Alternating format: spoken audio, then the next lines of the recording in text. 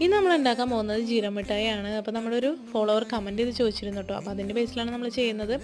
അപ്പോൾ നമ്മൾ അതിന് കൂട്ടായിട്ട് കുറച്ച് നാരങ്ങ മിഠായി ഉണ്ടാക്കി കൊടുക്കുന്നുണ്ട്. അപ്പോൾ ഇതെല്ലാം നമ്മൾ വെച്ച് കൊടുക്കുന്നത് ഒരു ലീഫിലാണ് കേട്ടോ. നമ്മൾ വട്ട ഉഴുന്നുണ്ടി എന്നൊക്കെ പറയുന്ന ഒരു മരത്തിൻ്റെ ലീഫിലാണ് നമ്മൾ ഉണ്ടാക്കി വെച്ച് കൊടുക്കാൻ പോകുന്നത്. അപ്പോൾ നമുക്ക് ആദ്യം ലീഫൊന്ന് ഉണ്ടാക്കി കൊടുക്കാം. അതിനുശേഷം നമ്മൾ കുഞ്ഞായിട്ട് നമ്മുടെ നാരങ്ങ മിഠായി ഉണ്ടാക്കി കൊടുക്കുകയാണ്. ഒരു 5-10 നമ്മൾ ഉണ്ടാക്കി കൊടുത്തിട്ടുണ്ട്. അതിന് പകുതി എണ്ണത്തിന് നമുക്ക് മഞ്ഞയും അതുപോലെ തന്നെ പകുതി നമുക്ക് ഓറഞ്ച് കളറും കൊടുക്കാം.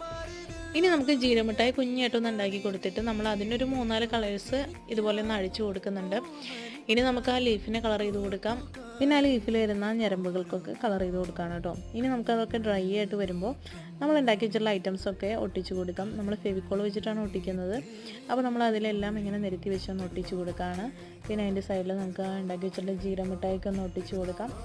അങ്ങനെ നമ്മുടെ വർക്ക് ഇവിടെ സെറ്റ് ആയിട്ടുണ്ട് കേട്ടോ. അപ്പോൾ ഇന്നത്തെ വർക്ക് നിങ്ങൾക്ക് ഇഷ്ടമായിട്ടുണ്ടെങ്കിൽ നമ്മളെ ഒന്ന് സപ്പോർട്ട് ചെയ്യാനായിട്ട് മറക്കല്ലേ കേട്ടോ. അപ്പോൾ അടുത്തൊരു വീഡിയോ ആയിട്ട് നമുക്ക് വീണ്ടും കാണാം.